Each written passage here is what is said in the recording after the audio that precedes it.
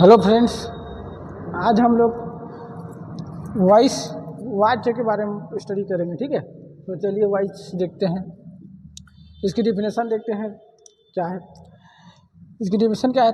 किसी क्रिया के जिस रूप से यह पता चले कि वाक्य की क्रिया के व्यापार का मुख्य विषय कर्ता, कर्म या भाव हो। ठीक है, तो उसे वाच्य कहते हैं।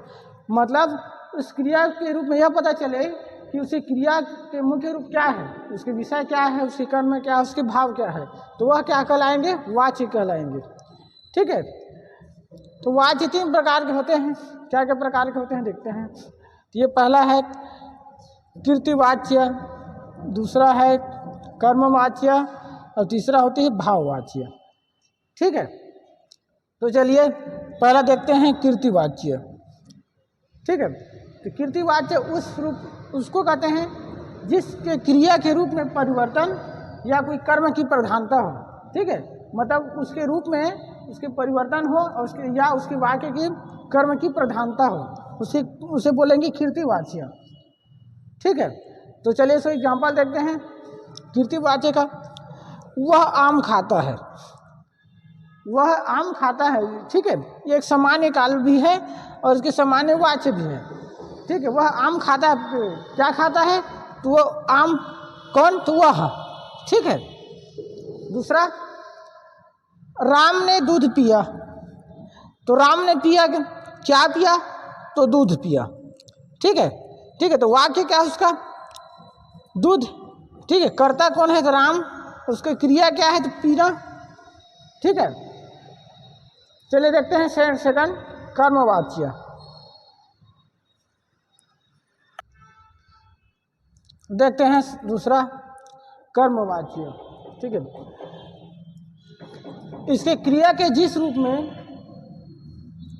परिवर्तन से किसी वाक्य में कर्म की प्रधानता हो, ठीक है, या कर्म की प्रधानता होने का बोध हो, उसे बोलते हैं कर्मवाच्य। ठीक है, मतलब क्रिया के जिस रूप में किसी परिवर्तन हो, मतलब क्रिया के जिस रूप में परिवर्तन हो और उसके वाक्य में कर्म की प्रधानता हो, ठीक है, उसको बोलते हैं कर्मवाच्य। ठीक है, तो कर्मवाच्य में देखते हैं परिवर्तन क्या कह रही है। तो चलिए एग्जाम्पल देखते हैं। गीत गाया जाता है, तो गाया जाता है कौन? तो गीत। ये गीत क्या है? गाया जाता है बोल रहा है। ठीक है, तो ये क्या है? गाना। गाना उसका क्या है? कर्म है। ठीक है, और वाच्य क्या है? इसका गीत। ठीक है, इस तरह से आम खाया जाता है, कर्म क्या है? उसका खाना, उसके और वाक्य क्या है? तो आम है। ठीक है, चलिए तीसरा देखते हैं अब भाववाच्य। ठीक है, तो भाववाच्य इसमें उसके अंतर्गत क्या आते हैं? तो किसी रूप या किसी क्रिया के रूप में परिवर्तन हो, और परिवर्तन किस में हो? भाव में हो, उसके भाव में परिवर्तन हो, तो उसको बोलेंगे भाववाच्य परिवर्तन। ठीक है, मतलब किसी क्रिया है तो उसके रूप के, उसके वाक्य में परिवर्तन हो, तो परिवर्तन किस में हो? उसके भाव में हो, तो उसको बोलते हैं भाववाच्य। ठीक है, तो उसके एग्जाम्पल देखते हैं। उससे खाया ही नहीं गया, उससे खाया नहीं गया। क्या खाया नहीं गया? उससे कुछ खाया ही नहीं गया। ठीक है, ये क्या है?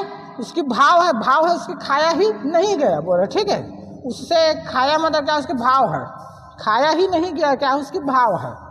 ठीक है, उसी तरह से राम से दूध नहीं पिया जाता। अब राम से दूध नहीं पिया जाता, नहीं पीना क्या? उसके भाव है क्या? तो दूध। ठीक है, तो मतलब दूध, राम से दूध नहीं पिया गया।